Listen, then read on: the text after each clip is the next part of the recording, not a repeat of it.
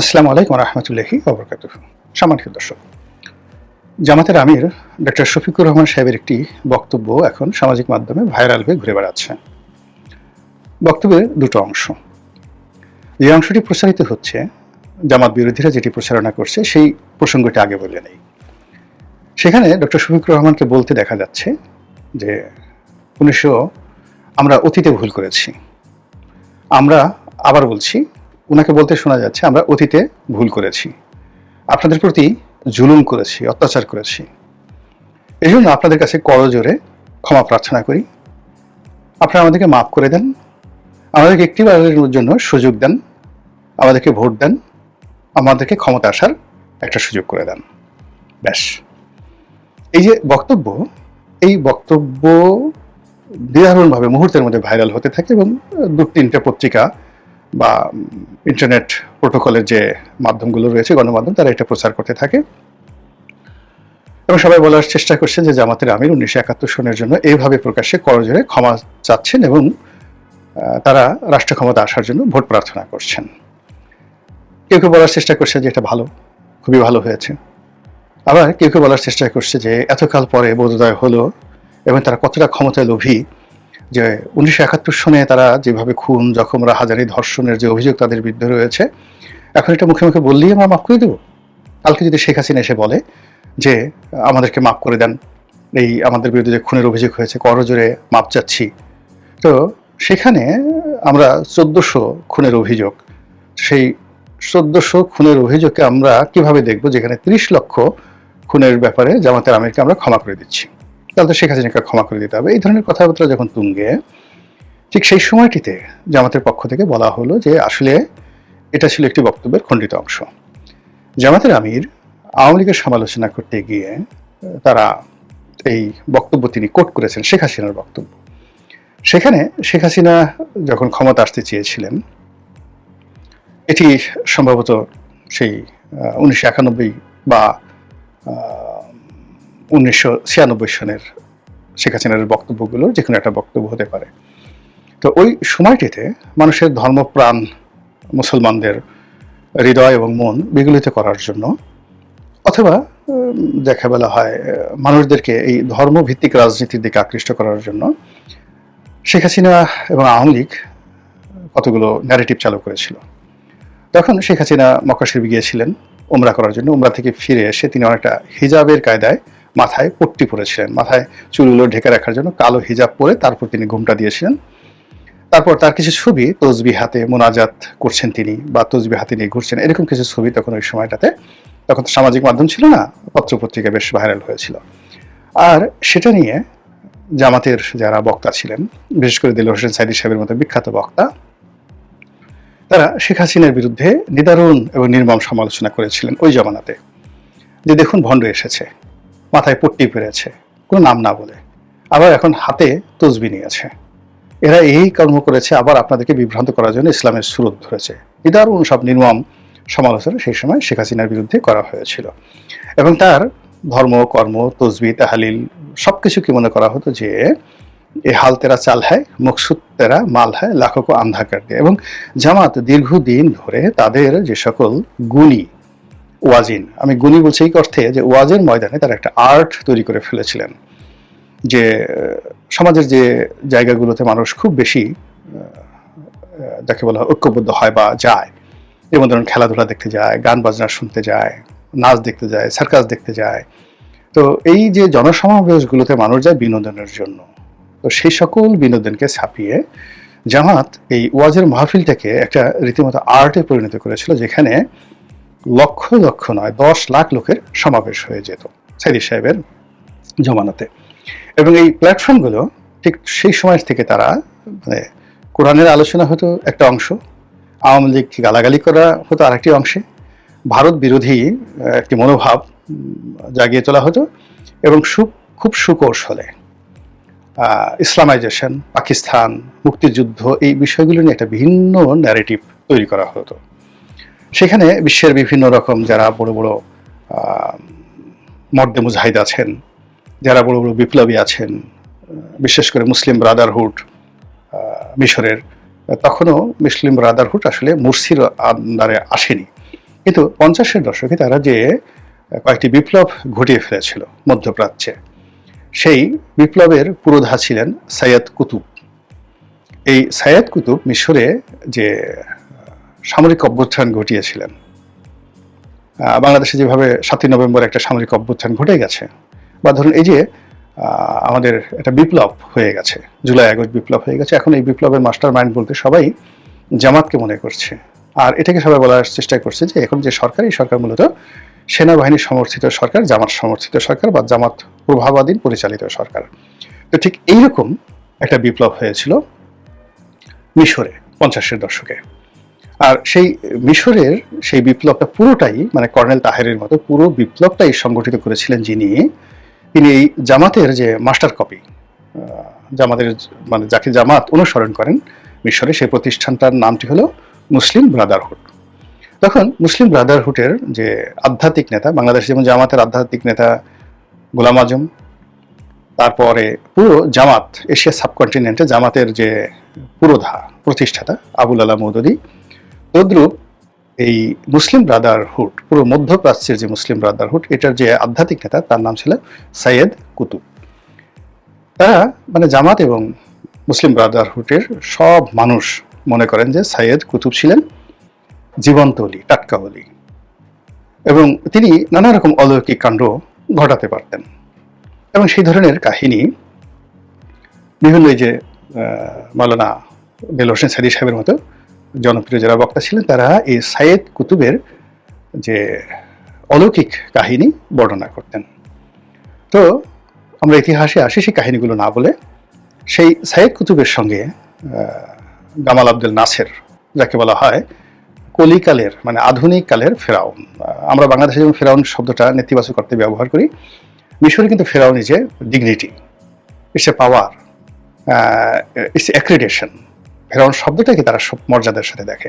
এই জন্য গামাল আব্দেল নাসেরকে বলা হয় এ যুগের মিশরীয় জাতির পিতা।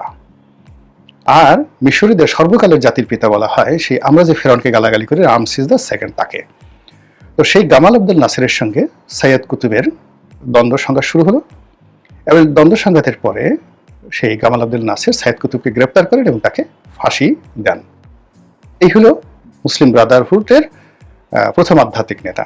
পরবর্তীতে তারা যখন আবার গণতান্ত্রিকভাবে নির্বাচিত হয়ে মুরসির নেতৃত্বে মানে তারা ক্ষমতা দখল করলেন, তখন তাদের বাড়াবাড়ির কারণে, ভুল ভ্রান্তির কারণে, অতি বাড়াবাড়ির কারণে সেনাবাহিনী, রাষ্ট্রযন্ত্র এবং জনগণ বিক্ষুব্ধ হয়ে উঠল, এবং মুরসির সরকারের বিরুদ্ধে আর একটা বিপ্লব হয়ে গেল। এবং সেই বিপ্লবে এই বর্তমান যিনি আব্দুল ফাত্তাহ সিসি, তিনি ক্ষমতায় আসলেন, এবং ক্ষমতায় আসার পরে এই মুরসিকে মৃত্যুদণ্ড দেওয়া হলো, এবং তিনি সেই মৃত্যুদণ্ড ঠিক কার্যকর করার আগে জেলখানাতে তিনি মারা গেলেন। এই হলো মুসলিম ব্রাদারহুডের ইতিহাস, যারা কিনা জামাতের আধ্যাত্মিক নেতা। তো সেই জামাত এখন বাংলাদেশে যে অবস্থাতে আছে, এটাকে আপনি বলতে পারেন যে জামাতের সর্বকালের ইতিহাসের সবচেয়ে সুন্দরতম একটি সময়। এখন জামাত যা কিছু করছে সেগুলো নিয়ে খুব আলাপ আলোচনা হচ্ছে, সমালোচনা হচ্ছে, ঠিক যেভাবে মুসলিম ব্রাদারহুডকে নিয়ে 50-এর দশকে হতো, যেভাবে মুরসিকে নিয়ে, সাইয়দ কুতুবকে নিয়ে আলাপ আলোচনা হতো, এবং তাদের যে ধরনের প্রভাব প্রতিপত্তি ছিল। এখন জামাতের আমির বাংলাদেশের রাজনীতিতে অমনি গুরুত্বপূর্ণ ব্যক্তি। তো সেই গুরুত্বপূর্ণ ব্যক্তির একটি বক্তব্য, সেই বক্তব্যকে নিয়ে ট্রল হচ্ছে যে তিনি অতীতের সমস্ত ভুল স্বীকার করে এখন তিনি ভোট প্রার্থনা করছেন, ক্ষমা চাইতে আসছেন। এই কথা যখন প্রচারিত হয়ে গেল খুব অল্প সময়ের মধ্যে, জামাত যেহেতু এখন ক্ষমতাধর, তারা সেই পত্রিকাগুলোকে চ্যালেঞ্জ জানালেন যে আমরা তো এই কথা বলিনি। আমাদের আমির যেটা করেছে সেটা হলো তিনি ভোটের ময়দানে কথা বলেননি, তিনি আওয়ামী লীগের সমালোচনা করতে গিয়ে, স্যাটার করতে গিয়ে শেখ হাসিনাকে উদ্দেশ্য করে যে কথা বলেছেন যে একটি দল, তারা বারবার জনগণের সঙ্গে প্রতারণা করেছে, তারা বিভিন্ন সময় ক্ষমতা আসার জন্য ইসলামকে ব্যবহার করেছে, তসবিকে ব্যবহার করেছে, দাড়িকে ব্যবহার করেছে। তারপর শেখ হাসিনা ওই কথাগুলো বলেছিলেন ক্ষমতা আসার আগে যে আমরা আপনাদের প্রতি জুলুম করেছি, ভুল করেছি, মাপ চাই, আমাদেরকে একটিবারের জন্য সুযোগ দেন, আমরা ক্ষমতায় আসতে চাই, ক্ষমতায় এসে আপনাদের এই করবো। তো এই কথাটাই মূলত তিনি বলেছেন শেখ হাসিনাকে উদ্দেশ্য করে, শেখ হাসিনার বক্তব্য, আর সেটাকে জামাতের বক্তব্য হিসেবে চালানো হচ্ছে। ভালো কথা। এখন মানে ডবল রোল চলছে, মানে যারা জামাত বিরোধী লোক তারা সেই আগের যে ভিডিওটি, ওটিকে বারবার শুধু রিউইন্ড করছেন, ওটাকে বারবার শুধু চালিয়ে দেওয়ার চেষ্টা করছেন এবং যা মুখে আসে সেই কথা বলে জামাতের আমিরের 14 গোষ্ঠী উদ্ধার করছেন। দ্বিতীয় যে গ্রুপটি আছে সেই গ্রুপটি আবার এই যে ওনাদের যে আসল বক্তব্য, মূল বক্তব্য, যে তিনি শেখ হাসিনাকে উদ্দেশ্য করে কথা বলেছেন, এটাকে বাজানোর চেষ্টা করছে, কিন্তু অতটা সফল হতে পারছে না। জামাত বিরোধী শক্তি বা জামাত বিরোধী যে বট বাহিনী, এখন ইদানিং তারা জামাতের যে বট বাহিনী তাদের সাথে অনেক অনেক শক্তিশালী হয়ে পড়েছে। তো ফলে তারা এখন এই যাকে বলা হয় এই জিনিসটা চালাচ্ছে। আর ওই যে জামাতের লোক যেটা প্রচার করছে যে এটা তাদের বক্তব্য নয়, তার এগেনস্টে আবার নতুন ন্যারেটিভ দাঁড়া করাচ্ছে যে ছি ছি ছি, শেখ হাসিনা তো তবু ভালো হওয়ার জন্য আশা প্রকাশ করেছিলেন, জামাতের কি সেই তকদির হবে না? জামাতকে কি আল্লাহ হেদায়েত দেবে না? তারা কি কোনোদিন ভালো হবে না? তারা ৭১ যে কাজগুলো কর্ম করছে সেটার উপরে কি তারা সারা জীবন থাকবে? আরো একদল মানে যে বলছে যে যুদ্ধের ময়দানে যেভাবে ওহুদের যুদ্ধে আবু জাহেল নিহত হয়েছিলেন এবং মরার সময় তিনি তার ঘাড়টা সোজা রাখতে চেয়েছিলেন। তো জামাতের অবস্থা কি? জামাত এই সময়টিতে এসে তাদের মন কি একটু নরম হবে না? কোনো অনুশোচনা আসবে না? তারা কি সারা জীবন এইভাবেই থাকবে? এই কথাগুলো বলে যাচ্ছে। দ্বিতীয় বলার চেষ্টা করছে যে জামাত কি ভুল স্বীকার করবে না, মানে প্রথমত ভালো হবে না, আর দ্বিতীয়ত ৭১ যে তাদের যে ভুল ভ্রান্তিগুলো ছিল সেগুলো কি তারা স্বীকার করবে না? এরা কি সারা জীবন এইভাবে হয়ে যাবে? নিজেরা শত ভুলের মধ্যে ৩০ লক্ষ শহীদ, এটা নিয়ে তাদের কোনো অনুশোচনা নাই, ২ লক্ষ মা বোন, এটা নিয়ে কোনো অনুশোচনা নাই, বরং তারা বলার চেষ্টা করছে যে ৩০ লক্ষ তো দূরের কথা, ২,০০০ও হয় নাই, ভালো ২,০০০ যদি খুন না হয়ে থাকে, ১৪০০ চেয়ে মানে ২,০০০ও খুন হয়নি, তো ১৪০০ চেয়ে তো বেশি হয়েছে, তো সেটা নিয়ে তো তাদের কিছু একটা বক্তব্য থাকা দরকার। এরপরে ধর্ষণ নিয়ে, ২ লক্ষ মা বোনের ধর্ষণ নিয়ে জামাতের বক্তব্য হলো যে না, জামাতের লোক ধর্ষণ করেনি, জামাতে কোনো লোক রাজাকার ছিল না, রাজাকার আলবদর এটা অন্য একটা লোকজন ছিল, এরা আরজাকর, এরা মুসলিম লীগ করতো, আওয়ামী লীগের অনেক লোক রাজাকার ছিল, জামাতের লোক কোনোদিন রাজাকার ছিল না। এই কথাগুলো এখন অনেকে বলার চেষ্টা করছেন। তো এই যে ন্যারেটিভ, একটার পর একটা ন্যারেটিভ তৈরি হচ্ছে, it means we are not in the right way, আমরা সঠিক পথে নেই। যখন মানুষ সঠিক পথে থাকে তখন তার মধ্যে অনুশোচনা তৈরি হয়, মানে যারা অন্যায় করে তারা অনুশোচনা করে, ক্ষমা চায়, মাপ চায়, অন্তর থেকে চোখের পানি ফেলে মাপ চায়, when they are in right track, Hidaya যেটা বলা হয়। আর মানুষ যখন, জনগণ যখন রাইট ট্র্যাকে থাকে তখন তাদের মধ্য থেকে প্রতিহিংসা দূর হয়ে যায়, তারা ক্ষমা করতে চায়, বারবার ক্ষমা করতে চায়, ক্ষমা করার জন্য পাগল হয়ে যায়। আপনি যদি মুহাম্মদ রাসূলুল্লাহ সাল্লাল্লাহু আলাইহি ওয়াসাল্লামের দুটো ঘটনা দেখেন, একটি ঘটনা হুনায়নের যুদ্ধ, আরেকটি ঘটনা মক্কা বিজয়। তো মক্কা বিজয়ের পর আল্লাহ রাসূল সাল্লাল্লাহু আলাইহি ওয়াসাল্লাম সমস্ত মক্কাবাসীকে ক্ষমা করে দিলেন, এটি নিয়ে কেউ কোনো প্রশ্ন করলেন না, মানে যারা বিজয়ী তারা কেউ প্রশ্ন করলেন না। এই যে তাদের বিজয়ীর মধ্যে যে একটা উদারতা, সেই উদারতাটা হলো হিদায়াতের লক্ষণ। এখন বাংলাদেশের দিকে আপনি তাকিয়ে দেখেন যে কোনো মানুষ ক্ষমা করতে চাচ্ছে না, প্রতিটি মানুষের মধ্যে প্রতিহিংসা প্রবল। যারা পরাজিত হয়েছে তারা ফিরে এসে আবার প্রতিশোধ নিতে চাচ্ছে, যারা বিজয়ী হচ্ছে তারা মনে করছে আমাদের বিজয় অসম্পূর্ণ, আমাদেরকে আরও বিজয়ী হতে হবে, এবং পরাজিতের উপর আমরা যে প্রতিশোধ নিয়েছি এটা পরিপূর্ণ হয়নি, আমাদেরকে আরও বেশি বেশি প্রতিশোধ নিতে হবে। অনেক বিপ্লবী বলার চেষ্টা করছেন যে আমাদের যখন ক্ষমতা ছিল তখন আমরা অনেকের বাড়িঘর আক্রমণ করিনি, এটা আমরা ভুল করেছি, অনুশোচনা করেছি, আমাদের উচিত আবার সুযোগ আসলে আরো বেশি করে প্রতিশোধ নেওয়া। এই যে এটা ধুরন্ধর সমাজ ব্যবস্থা চালু হয়ে গেছে, প্রত্যেকটা মানুষের মধ্যে প্রতিহিংসার আগুন দাও দাও করে জ্বলছে, ঘৃণা অতীতের যে কোনো সময়ের চেয়ে বেশি আমাদের সমাজে দেখা যাচ্ছে। অনুশোচনার পরিবর্তে ঠাট্টা, মস্কারিয়া, টিটকারি এগুলো বেড়ে যাচ্ছে। এবং কওমে লূত জমানাতে আপনারা দেখেছেন যে তারা ফেরেশতাকে পর্যন্ত আক্রমণ করতে গেছে এবং ফেরেশতার রূপ যৌবন নিয়ে তারা ঠাট্টা মস্করা করছে। আমাদের এই সমাজে এখন সম্মানিত মানুষ, অসম্মানিত মানুষ, মজলুম, জালেম সবার মানে একটা ইকুয়াল স্ট্যাটাস চলে এসছে, এবং যে যার মতো করে যে মাঠ গরম করছে, যে ঘাট গরম করছে, সামাজিক মাধ্যমগুলোর উপর হামলে পড়ছে, অকথ্য অশ্রাব্য ভাষায় গালাগাল করছে, যে যেটা বলেনি, যেমন জামাতের আমি যেটা বলেন তাকে দিয়ে সেটা বলানো হচ্ছে, যার জন্য যেটা প্রযোজ্য নয় সেই ঘটনাগুলো ঘটে যাচ্ছে। তার প্রেক্ষিতে আমরা সবাই মজলুম হয়ে পড়েছি, স্বয়ং জামাতও মজলুম হয়ে পড়েছে, স্বয়ং জামাতের আমিরও মজলুম হয়ে পড়েছেন, অন্য সবাই। কাজে এই অবস্থা থেকে, এই শ্বাসরুদ্ধকর অবস্থা থেকে রক্ষা পাওয়ার জন্য আমাদেরকে সবাইকে ভালো মানুষ হতে হবে, তওবা করতে হবে, ফিরে যেতে হবে সেই নিজের কুকর্মের দিকে। আমি কি কি অন্যায় করেছি, অন্য কি করলো সেটা দরকার নেই, আমি কি করেছি, সারা জীবন যে পাপ পাচার করেছি, আমার পাপের কারণে এই জমিনে আল্লাহ এই গজব নাজিল করেছেন কিনা, এই জন্য আল্লাহর দরবারে কান্নাকাটি করতে হবে। ব্যক্তি পর্যায়ে যখন এই অনুশোচনাটা চলে আসবে, তখন আল্লাহ রাব্বুল আলামিন হয়তো দয়া করতে পারেন, আমাদেরকে একজন ভালো নেতা দান করতে পারেন। সম্মানিত দর্শক, 2025 সনের 25শে ডিসেম্বর, সেদিন বাংলাদেশে কি ঘটতে যাচ্ছে?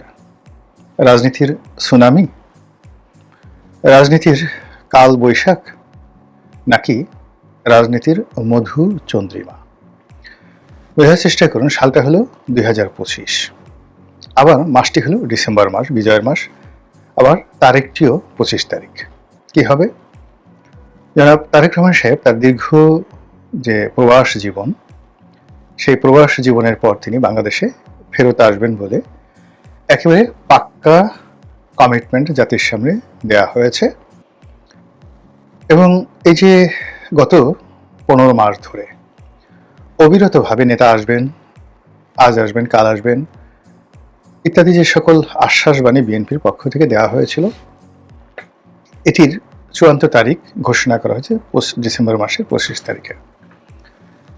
এখন ওই দিন জনাব তারেক রহমান সাহেব বাংলাদেশে আসবেন শতভাগ নিশ্চিত। আর যদি ওই দিন তিনি না আসেন, তাহলে শতভাগ নিশ্চিত তিনি আর কোনোদিনই বাংলাদেশে আসতে পারবেন না।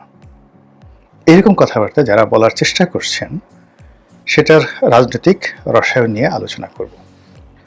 অনেকে প্রশ্ন করছেন যে তিনি এই মুহূর্তে বাংলাদেশে কেন আসছেন? তিনি কি নির্বাচনকে উপলক্ষ করে এই দেশ এবং জাতির প্রতি তার যে দায়িত্ব এবং কর্তব্য, এবং তার দলের প্রতি তার যে দায়িত্ব কর্তব্য, সেগুলো পালন করার জন্য আসছেন? আর সেক্ষেত্রে প্রশ্ন থেকে যায় যে যদি শিডিউলটি পরিবর্তিত হয়ে যায়, কোনো কারণে শিডিউলটি বাতিল হয়, কিংবা এই 25 তারিখের আগে এমন যদি পরিস্থিতি তৈরি হয়ে যায় যে নির্বাচন পিছিয়ে যাবে অনির্দিষ্টকালের জন্য, তাহলে তিনি কি আসবেন? এটা হলো একটা প্রশ্ন। দ্বিতীয় প্রশ্ন হলো যে না, তিনি রাজনীতির জন্য আসছেন না, তিনি মূলত তার গর্ভধারিণী মা, তাকে দেখার জন্য আসছেন। তিনি মুমূর্ষ, হয়তো জরুরি কোনো সিদ্ধান্ত দেওয়ার প্রয়োজন। এটা বলার অপেক্ষা রাখেন, আর বলা উচিত না। আপনারা সবাই জানেন, যখন হাসপাতালে কোনো একজন রোগী খুব মুমূর্ষ অবস্থায় থাকেন, তখন এমন কতগুলো পর্যায়ে এসে যায়, তার ব্যাপারে চূড়ান্ত সিদ্ধান্ত নেওয়ার জন্য পরিবারের যিনি কর্তা, তার কর্তব্য থাকে। তো জনাব তারেক রহমান সাহেব যদি সেই কর্তব্য পালন করতে আসেন, তাহলে সবার প্রশ্ন যে কেন 25 তারিখ? যদি তার মায়ের জন্য আসেন, তাহলে কেন আজকে আসলেন না? এই প্রশ্ন অনেকে করার চেষ্টা করছেন। তো আমরা তার ব্যক্তিগত যে বিষয়গুলো রয়েছে, অর্থাৎ তিনি তার মায়ের জন্য আসবেন আসবেন না, এই বিষয়গুলো এখানে ড্রপ করে এই পর্যন্তই। আমরা শুধুমাত্র রাজনীতির যে প্রেক্ষাপট পরিস্থিতি, তিনি এলে কি পরিবর্তন হবে সেটা নিয়ে আলোচনা করছি। প্রথমত আমি আমার ব্যক্তিগত যে অভিমত, সেই অভিমত হলো এই সময়টি তারেক রহমান সাহেবের জন্য দেশে ফেরা সর্বোচ্চ ঝুঁকিপূর্ণ। কিন্তু নেতার দায়িত্ব হলো ঝুঁকি নেওয়া, শতভাগ ঝুঁকি নেওয়া। যারা সেই ঝুঁকি নিতে পেরেছেন তারাই জীবনে সফল হয়েছেন। যদি তারেক রহমান সাহেব এই সময়টিতে বাংলাদেশে আসেন এবং মাত্র 15টা দিন শক্ত হাতে তিনি তার দলকে পরিচালনা করতে পারেন, নির্বাচন পরিচালনা করতে পারেন, নিজে প্রার্থী হতে পারেন, এবং অন্যান্য যারা তার দলের প্রার্থী তাদেরকে তিনি উৎসাহিত করতে পারেন, নিয়ন্ত্রণ করতে পারেন, বিদ্রোহ যারা করবে তাদেরকে শাস্তি দিতে পারেন, তাহলে যেদিন তিনি বাংলাদেশে পা দিবেন সেদিন থেকে পরবর্তী 15 দিন তিনি একেবারে অঘোষিত প্রধানমন্ত্রী থাকবেন। তাকে কেন্দ্র করেই সকল রাজনৈতিক কর্মকাণ্ড পরিচালিত হবে এবং রাজনীতির ভাগ্য আকাশে তার অবস্থান হবে জাস্ট লাইক একেবারে ফুল মুন, পূর্ণিমার ভরা চাঁদের মতো। তাদের চাঁদের সেই যে প্রভা বা কিরণ, সেই কিরণে জামাতের আমির বা এনসিপির কোনো নেতা বা ডক্টর মোহাম্মদ ইউনূস এবং তার যারা উপদেষ্টা মণ্ডলী, কারোর কোনো প্রতিচ্ছবি থাকবে না। চারিদিকে শুধু তারেক রহমান সাহেবের প্রতিশ্রুতি থাকবে যদি তিনি সফল হন।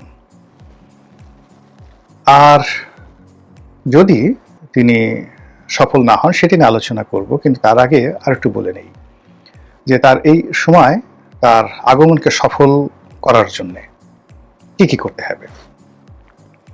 আমার কাছে প্রথমত মনে হচ্ছে যে মির্জা ফখরুল সাহেব যেটি বলেছেন, যেদিন তারেক রহমান সাহেব আসবেন সেদিন বাংলাদেশে কম্পন শুরু হয়ে যাবে, কাঁপাকাঁপি শুরু হয়ে যাবে। তো সেটি হওয়ার জন্য ঢাকা শহরে অ্যাটলিস্ট 1 কোটি লোকের সমাবেশ, মানে 1 কোটি তো আসলে সম্ভব নয়, 150,000 হলেই মানুষ বানিয়ে বানিয়ে বলবে যে 1 কোটি হয়েছে। সেই এয়ারপোর্ট থেকে শুরু করে ঢাকা শহরে লোকের লোকারণ্য হতে হবে তারেক রহমান সাহেবের আগমন উপলক্ষে স্বতঃস্ফূর্তভাবে।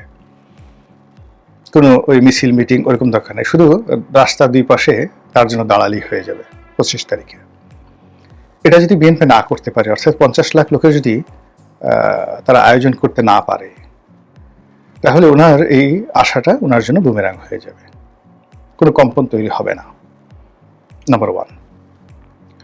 নাম্বার 2 হলো যে তিনি এখন জাতীয় নেতা, সম্ভাব্য প্রধানমন্ত্রী, নির্বাচন হলে তিনি প্রধানমন্ত্রী হবেন, এটা বিএনপি প্রচার করছে। তো সেক্ষেত্রে তাকে গ্রহণ করার জন্য, বরণ করার জন্য দেশের বরেণ্য এবং প্রিয় মুখগুলোর উপস্থিতি এয়ারপোর্টে অপরিহার্য। সেক্ষেত্রে অধ্যাপক, মানে টেলিভিশনে যে সকল প্রিয় মুখগুলো রয়েছে তারা, দেশের বরেণ্য যে সকল ব্যক্তি রয়েছেন তারা, রাজনৈতিক ব্যক্তিবর্গ যারা রয়েছেন, সবাইকে বিএনপি দাওয়াত দিতে পারে। তো সেক্ষেত্রে যে সকল স্টার পলিটিশিয়ান রয়েছেন, সিনিয়র সকল দলের, জামাতের, বিএনপির, এমনকি আওয়ামী লীগের যে সকল ক্লিন লোকজন রয়েছেন, এরকম 200 থেকে 300 লোকের যদি একটা সমাবেশ, জাস্ট উনি আসলেন, এয়ারপোর্টে নেমেই তাদের সবার সঙ্গে করমর্দন করলেন, তারপর তিনি জনতার মধ্যে দলের কাছে চলে গেলেন। কিন্তু তার যে রিসেপশনটা, এটা সর্বদলীয় হলে, সব দলীয়, মানে এখানে অধ্যাপক, মানে সকল পেশার, সাংবাদিক, সাহিত্যিক, সব সিনিয়র লোকজন, মানে দলীয় পান্ডা দিয়ে হবে না। তাকে যদি জাতীয় নেতা হিসেবে অভিহিত করতে, এবং বিএনপি এই সময় দাওয়াত দিলে সেখানে যাবে না খুব অল্প লোক আছে, এবং তাদেরকে ওইভাবে সম্মান দিয়ে ভিআইপি লাউঞ্জে নিয়ে এরকম 100, সিলেক্টিভ 100, সেই 100-র মধ্যে হয়তো বিএনপির শীর্ষ নেতা থাকতে পারে 10 জন, বাকি 90 জন দলের বাইরে বিভিন্ন শ্রেণী পেশা থেকে 90 জন লোকে সিলেক্ট করে যদি ওনার সঙ্গে জাস্ট একটা ফটো সেশন করা যায়, তারপর তিনি জনগণের মধ্যে হারিয়ে গেলেন।